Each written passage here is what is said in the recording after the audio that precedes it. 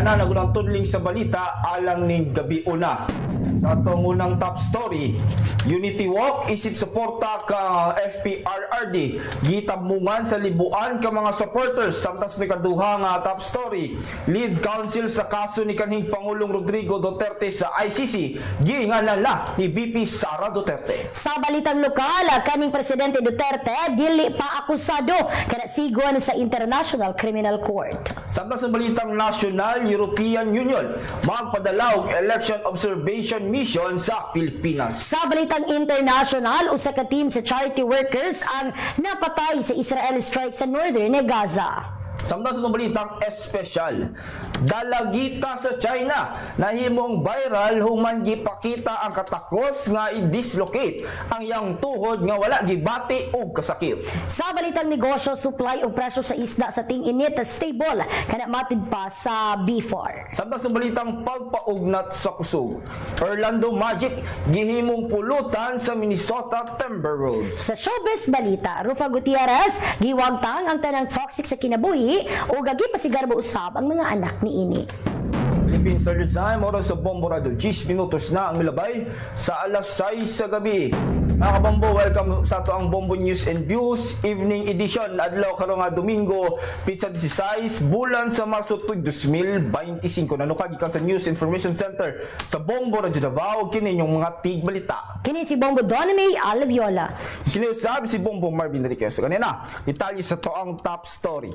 Gipaybalo niya Vice President Sara Duterte nga siya Nicholas Kaufman, usa ka abogadong British ang manguna sa depensa sa iyang amahan sa pagtaral sa International Criminal Court kon ICC sa crime against humanity. Pagkauman kini sa pasiunang pagdungog sa ICC's pre-trial chamber. Gikumpirma niini nga nakighinabi na siya kang Kaufman ug adunay gikatakdang dugang panaghinabi. Nahilakip usab sa legal team sila siya kanhi spokesperson sa Pangulo nga si Harry Roque o kanhi Executive Secretary Salvador Medialdi. Gikatakda ang sunod nga pagdungog sa karong September 23 alang sa konfirmasyon sa mga kaso.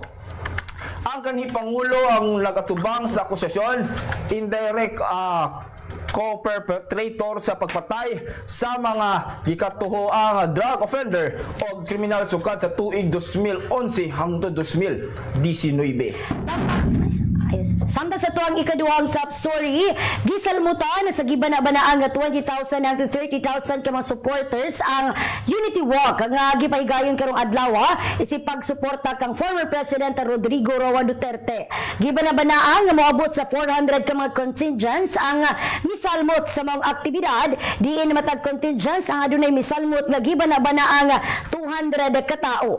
Ang mga aktibidad ang gisugdan kaganiyang alas 9 sa buntag gikan sa Ross Avenue padulong usab kini sa San Pedro Square nin Dakbayan sa Davao. Samtang kauban sa maong alakip sa maong aktibidad usab ang pagsaulog sa ika-88 nga araw ng Davao. Diin kini ang gisugdan na pinaagi sa Parada Davaoenyo kaganihang alas 6 sa buntag. Samtang sa Pikas Bahin, ginasaulog din kasamtangan ang Solidarity Night. Sugod pagkaganihang alas 5 sa hapon dinhi usab sa San Pedro Square, nagisalmot ang gihapon sa libuang mga supporters nini. Sa mga nakuha nga ulagway sa itong mga kaubanan na makitaan nga nagbitbit og mga posters ang supporters sa kaning Pangulo nga adunay nakasulat nga we stand with FPRRD, bring him home. Samtang kaganiya usab sa panagtapok sa San Pedro Square, nagpasalamat si Mayor Sebastian Base Duterte sa mga supporters samahan niini og sa pamilyang Duterte. Nakita usab nga nagsuot og mga itong nga sanina ang mga supporters diin naka-imprenta ang nawong sa kaning Pangulo sa maong nga mga t-shirt. Samtang suot usab sa ubang mga supporters ang mga pulang ribbon sa mga ulo o kamot nini, samtang kini ang giwasi-wasi ang flag sa nasud Pilipinas. Philippine Standard Time, oras sa Bombo Radio. 13 minutos na ang nilabay sa alas 6 sa gabi. Itali na sa itong balitang lokal. Giangkon sa International Criminal Court kung ICC nga wala pa niini giisip nga akusado si kanhing Pangulong Rodrigo Duterte gumikan sa pamaagi sa due process. Kini ang suspetsado pa lamang. Gibutyag ni ICC spokesman na Fadi El Abdallah sa eksklusibong interview sa Bombo Radio nga mahinungdanon nga ma-establish una ang rule sa usa ka tawo sa mga criminal information. Una ikining ikatakdang ang akusado sa mga nadusok nga reklamo. Usa lamang karon ng warrant of arrest ug wala pay dungan nga isalang sa pagtaral kabayan sa susamang hisgutanan. Kung dili si Duterte pa lamang, kayramduman nga nahimong dakpo na usab ang uban pa nga adunay kalabutan sa war on drugs susama niya Senador Ronald De La Rosa ug ang retired PNP Chief Oscar Albayalde. Apan walay dokumentong nagbutyag nga arestohon na usab kini o ang uban pang individual. Sa pag-isip nga mga suspetsado, adunay tsansa ang kaning pangulo nga mangayo og mga available nga options lakip na ang pagpangayo usab og ang temporary liberty, hospital facilities og uban pang konsiderasyon. Ingon man kinahanglan niini nga musunod sa gikatakda nga balaod ilawom sa ICC. Gipili na sa mga tiga hukom ang bagong mutya ng Davao 2025 ginagpasiyog sa kaanyag kahana sa pagsulti o pagsalig sa kaugalingon atul sa casual interview ug evening gown competition kagahapon sa gabi. Ang kompetisyon ang nagpakita sa kaalam ug kamaayo sa mga kandidata na nagrepresenta sa ilang tagsa-tagsang barangay. Nakuha ni mutya number 16 Rebecca Sales sa barangay 19 na Dashby ang pinaka-prestihiyosong titulo nga mutya ng Davao 2025. Samtang ang uban niyang mga kauban ang nga nakadaog sa ubang titulo mao sila diwa ng Davao mutya number 18 na Dana Tauto gikan sa barangay Buhangin proper. Ang sinag ng Davao mao si mutya number 8 Ibuni Ortega gikan sa barangay Katalunan Pequeño. Samtang ang nakakuha sa pag-asa ng Davao na titulo mao si mutya number 5 Catriana Bato gikan sa barangay Matine Crossing. Samtang ang giilang patnubay ng Davao mao ang mutya number 13 nga si Angel Alicaba gikan sa barangay Maa. Samtang sa pagsira sa koronasyon nagpasalamat ang mga nakadaog sa ilang mga pamilya higala og taga-suporta nga mipakabana sa ilang performance. Gipasiugda sa kompetisyon ang kakusog kinaadaman og pagkamaanyag sa kababayenan sa Davao. Nagpakita silang abilidad nga mahimong inspirasyon sa komunidad.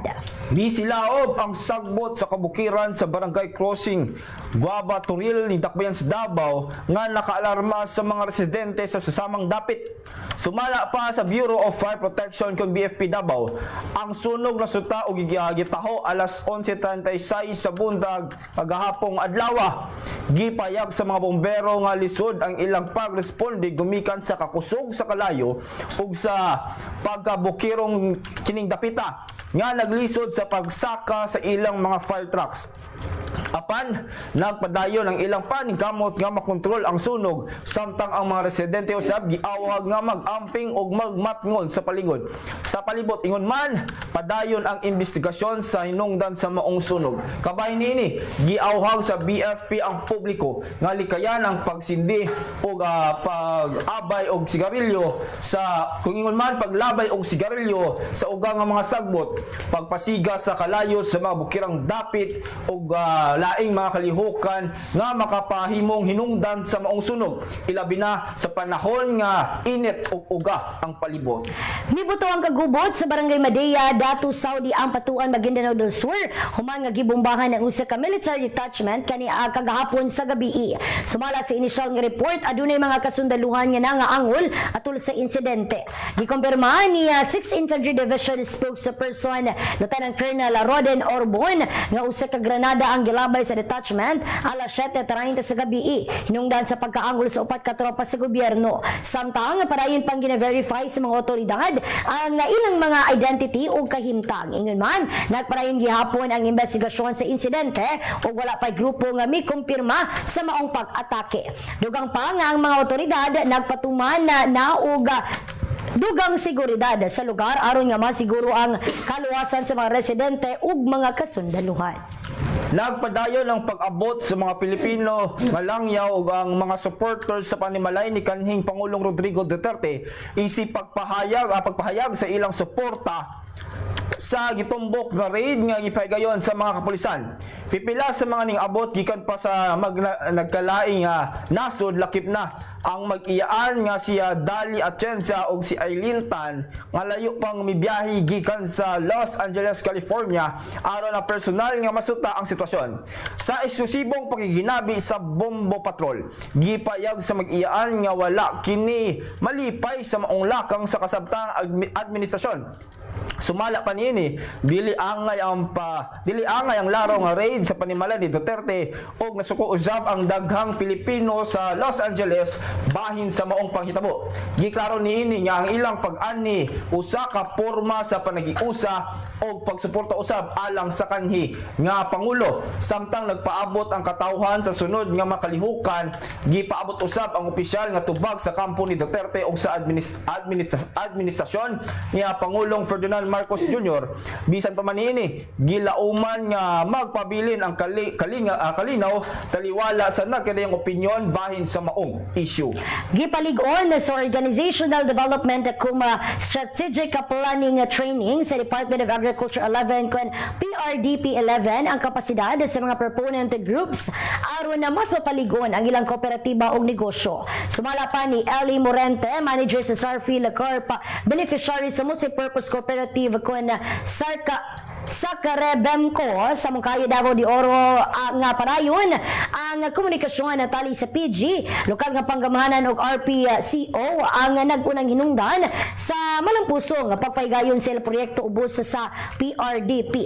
Gipasiugdan ni PRDP 11 Project Director Maria Ann Constantino nga andam kanunay ang PRDP RPCO 11 sa pagtabang sa mga PG aron matukod ang ilang kaalam ug mga galamiton sa epektibong pagpanguna sa ilang mga kooperatiba.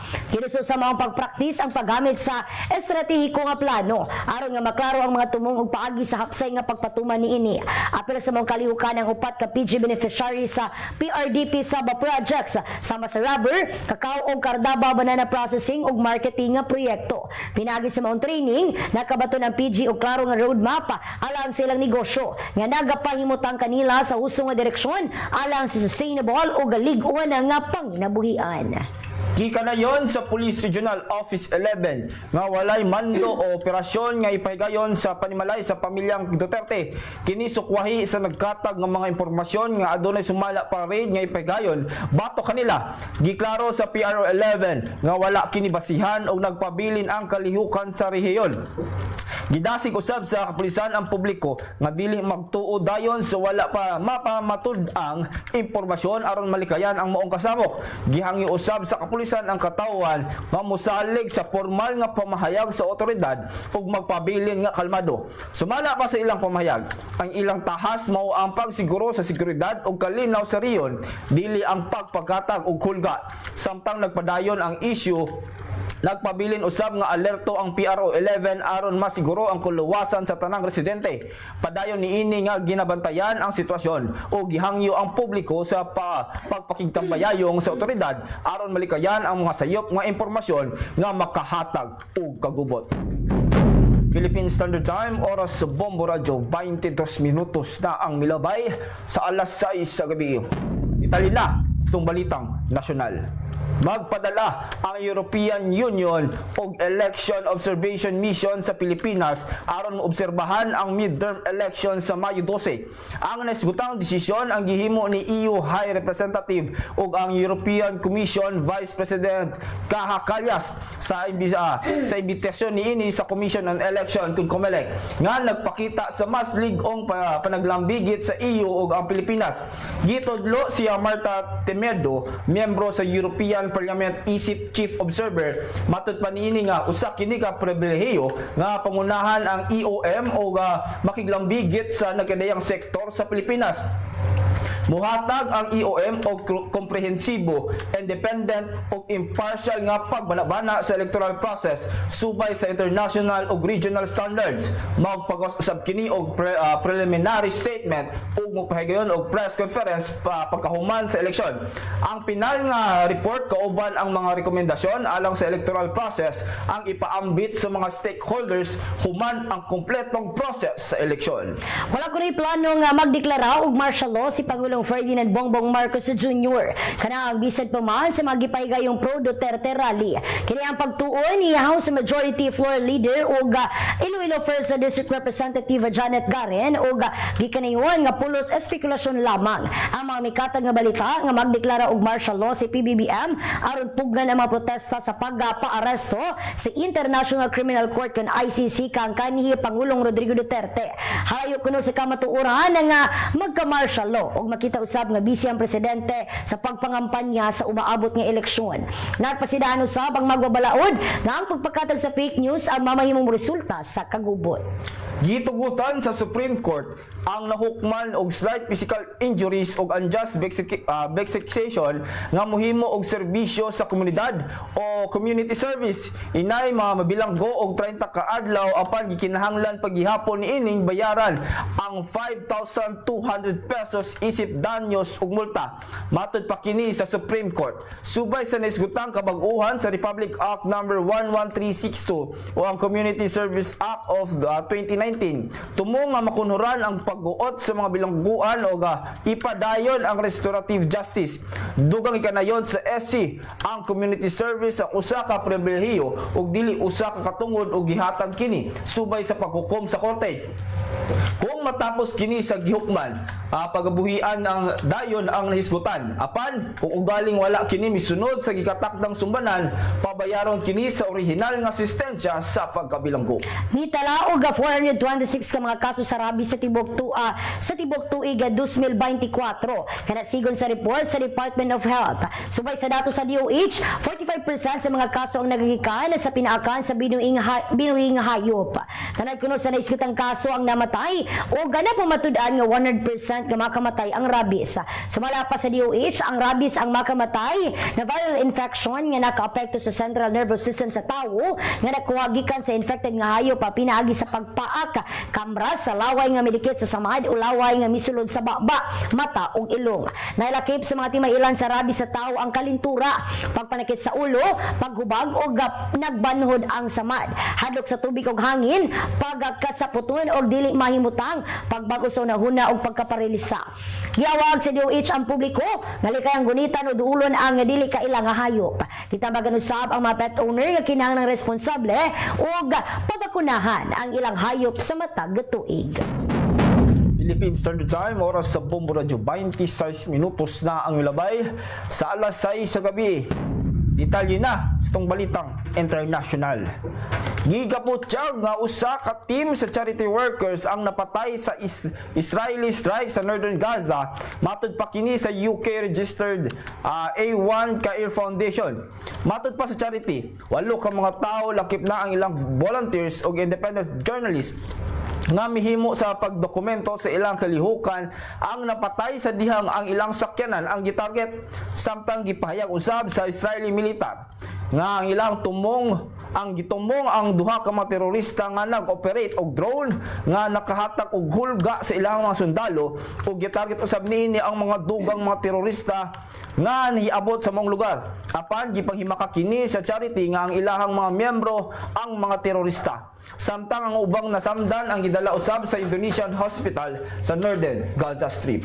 Gipahayag ni US President Donald Trump nga gipahigayon og sunod-sunod nga airstrike ang Estados Unidos sa mga rebeldong Houthi sa Yemen. Kung diin ang naisgutang grupo ang mipahigayon og pagpangatake sa mga barko sa Red Sea. Gisuportahan sa Iran ang mga Houthi og niyatira kini og missile sa US aircraft. Lakip na ang ilang tropa og mga kaalyado nga midamyo sa binilyon ka dolyar o ganabutang sa kadelikado ang kinabuhi. Samtang gipahayag sa Houthi-run Health Ministry nga mokabat sa siyam ang patay o siyam usab ang angol sa naisgutang panghitabo. Ang naisgutang grupo ang mihimo sa pag-target sa shipping kumikan sa pagpanulong sa Israel sa Gaza. Hinungdan nga ipadayon usab nila ang pagpangatake. Gipalagpot sa Estados Unidos ang ambasador sa South Africa sa Washington kung diin gikanayon ni US Secretary of State Marco Rubio nga usa ka race baiting politician. Giakusahan niya Rubio si Ibrahim Rasul nga dunay kasuko sa US ug kang President Donald Trump ug gikanayon niini nga ang naisgutang ambasador ang dili na kini welcome sa Estados Unidos. Gumikan niini gitawag sa South Africa's President ang naisgutang naisgutang desisyon ang makasusubo. Ang naisgutang lakang sa US ang nagpataas sa tensyon sa duha ka nasod. Gumikan sa mga pagsaway sa South African Ambassador, gideklara ni Rubio nga usa ka persona non grata ang ambasador. Philippine Standard Time, oras sa Bombo Radio, 28 minutos na ang nilabay sa alas 6 sa gabi. Detalye na sa itong balitang espesyal.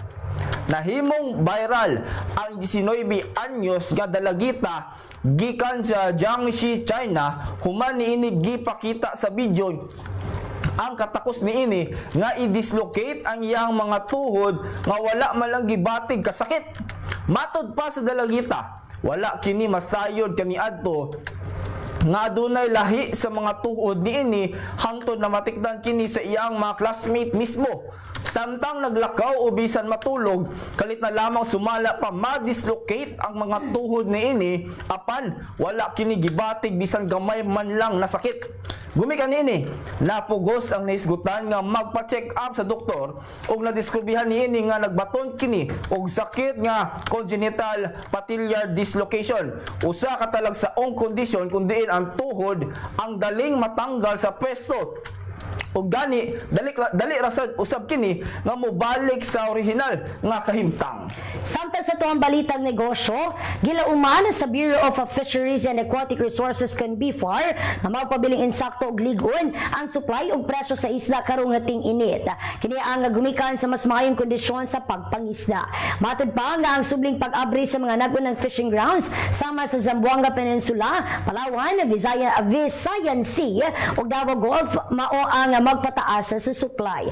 Nang manausab ang close sa fishing season sa sardina sa Zamboanga o Galunggong sa Palawan na makatabang sa pagpabilin sa presyo. Kaniadtong Marso 10, ana sa 300 pesos matag kilo ang presyo sa lokal nga galunggong apan nagila umang mas muubos pa kini. Aron nga mapabilin ang managlaing isda sa merkado o makontrol ang inflation, gitugutan sa Department of Agriculture ang pag-import og mga isda na dili sagad makita sa mga lokal nga merkado, susama na lamang sa salmon. Dili sa piso batok sa lang yung salapi. US dollar 57 pesos and 25 centavos. Hong Kong dollar 7 pesos and 37 centavos. Singaporean dollar 42 pesos and 92 centavos. Saudi Arabia rial 15 pesos and 29 centavos. Samtang sa to ang euro 62 pesos and 23 centavos. Philippine Standard Time, oras sa Bombo Radio, 31 minutos na ang milabay sa alas 6 sa gabi. Detalye na sa itong pampaugnat sa kusog.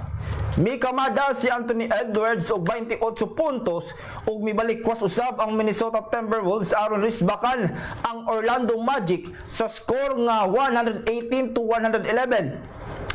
Nagdugan usab siya Julius Randle og 22 puntos alang sa pangpitong nga ratsada sa Timberwolves, samtang adunay 14 og 12 puntos usab si Donte DiVincenzo og si Rudy Gobert. May kamada usab si Paolo Banchero og 43 puntos og 11 ka rebounds sa Magic. Nakatabla ang Magic sa 98 sa katapusang oras sa 3 minutes and 32 seconds sa dula human sa 9-0 run nga atake sa Timberwolves aron hingpit nga masilyuhan ang ilang kadaugan. Sa showbiz balita, adunay kalainan sa diyang bata pa kini og ubay-ubay ang kontrobersyal kaniadto. Kini ang giluwatang pamahayag ni Rufa Gutierrez. Kini ang maitong word sa duha niini ka mga anak na sila Lauren o Venice nga susamang sa abroad nagtungha. Matod pa sa aktras, lahi na ang Generation Z. Kung ikumpara sa panahon niini, nalipay usab kini sa mga Gen Z sap gakaron gumikan kay wala na huna-huna ang pagninyo og love life. Subay sa iyang nasayran, nagtrabaho sila pag-ayo og very career-oriented. Dugang pa ni Rufa, dili susama sa panahon niini nga daling ma-in love. Mapasalamaton usab kini nga wala kini gihatagan og sakit sa ulo sa mga anak. One to go, mugladwar na ang eldest ni Rufa nga si Lorena Bectas. Gipahayag pa niini nga clean living na siya o gitanggal na ang tanang toxic sa kinabuhi ni ini. Hinungdan nga masahapi na kini sa pagkakaroon. Gipahayag sa 50 years old nga si Rufa nga adunay na dawat kini mga offer na subling mosalmot sa mga beauty pageant. Apan, mas gusto ni ining tabangan ang gustong mahimong beauty queen na gusto nga magpresenta sa Pilipinas sa mga international nga kompetisyon. Philippine Standard Time, oras sa Bombo Radio, 33 minutos na ang milabay sa alas 6 sa gabi. Atong balikan, nagunang tudling sa balita alang ning gabi una naguna sa to ang top story. Unity Walk isip suporta kang FPRRD. Gitambungan sa libuan ka mga supporters sa ikaduha nga top story. Lead counsel sa kaso ni kanhing Pangulong Rodrigo Duterte sa ICC. Ginganlan na ni BP Sara Duterte. Sa balitang lokal, kaning nga Presidente Duterte dili pa akusado kana sigon sa ICC. Samtang sa balitang nasyonal, European Union magpadala og election observation mission sa nasod Pilipinas. Sa balitang international, usa ka team sa charity workers ang napatay sa Israeli strike sa northern Gaza. Samtang sa balitang espesyal, dalagita sa China na himong viral human gipakita niini ang katakos nga i-dislocate ang iyang tuhod nga wala gibati og bisan unsang sakit. Sa balitang negosyo, supply ug presyo sa isda sa ting-init stable kana matud pa sa B4. Samtang sa balitang pagpaugnat sa kusog, Orlando Magic gihimong pulutan sa Minnesota Timberwolves. Sa showbiz balita, Rufa Gutierrez giwagtang ang tanan toxic sa kinabuhi ug gipasigurar mo usab ang mga anak ni ini. Philippine Standard Time, oras sa Bombo Radio, 35 minutos na ang milabay sa alas 6 sa gabi. Mga Bombo itong naglangkob sa itong Bombo News and Views Evening Edition adlaw kung Domingo, Pizza 16, bulan sa Marso 2025 na nukad ikan sa News Information Center sa Bombo Radio Davao ug kini yung mga tigbalita. Kini si Bombo Doname Aliviola. Kiniusab si Bombo Marvin Riches alang sa the number 1 in most trusted radio network in the country. Bombo Radio Philippines, Pasta Radio. Bombo!